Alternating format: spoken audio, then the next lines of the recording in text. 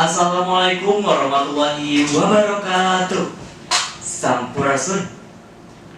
First of all, let us express our gratitude to Allah Subhanahu wa Ta'ala for His blessing that allow us to be here today.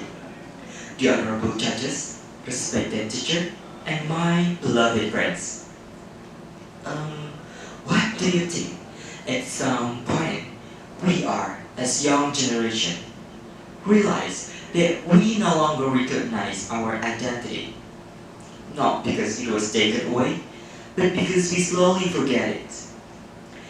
Anyway, my name is Ahmad Fadila and I proudly come from Mansatu, Kota Sukabumi, West Java. Today, I'm honored to stand before you to deliver this speech with the title, The Voice of Tatar Sunda. Ladies and gentlemen, Tatar Sunda is not just a name. Geographically, it refers to the western part of West Java, a land of mountains, forests, and fertile valleys where Sundanese people have lived for centuries. This area includes the provinces of Banten, West Java, Jakarta, and the western part of Central Java, west of the Cipamali and Kisarayu rivers. Etymologically, the name of Sunda is derived from the Sanskrit prefix su, which means good or well, and the root of Sunda can be translated as pure or white, which represent cleanliness and innocence, bright or radiant, which refer to light, luster, or shining quality, and beautiful, which describes something aesthetically pleasing or excellent in quality. So, ladies and gentlemen, Tatar Sunda is not only a place, it is a reflection of identity, values, and civilization.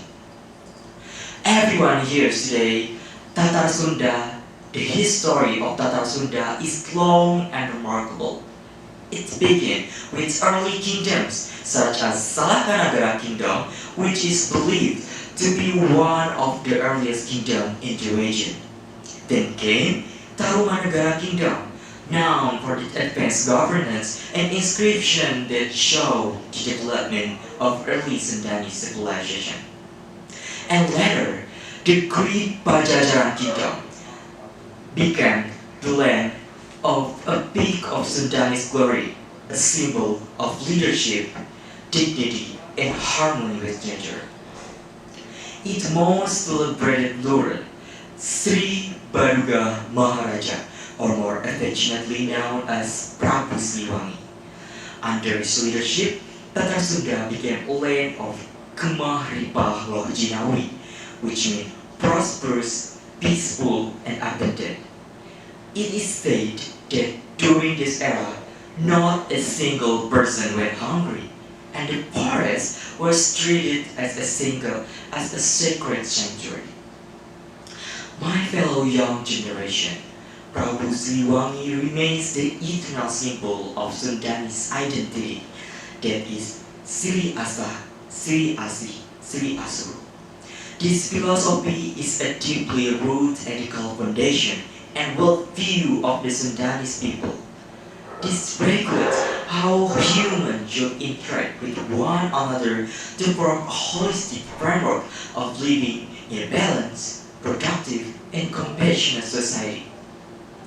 As we navigate a long journey from Tarumanagara Kingdom throughout our modern era today, we can see that Tatar Sunda is not just a culture, it is a great civilization. And Sukabumi is part of that long story. Anyway, Sukabumi is the place where I was born and raised, located between ancient cultural roots.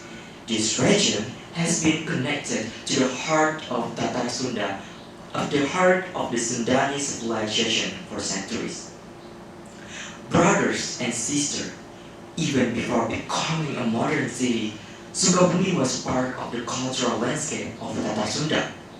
Near this region lies Gunung Padang, one of the oldest megalithic sites in Southeast Asia. showing that this land has been inhabited since ancient times. During the era of Pajajaran kingdom, Sukabumi was known as a sacred highland, a storage of natural resources and spiritual harmony.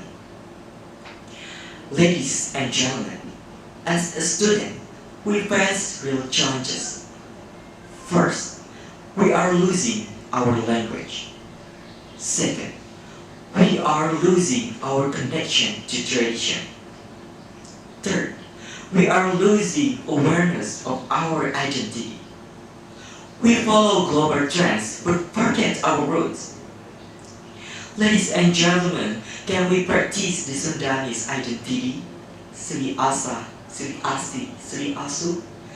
Can the youth of West Java lead this world in technology while still carrying the Sunda soul?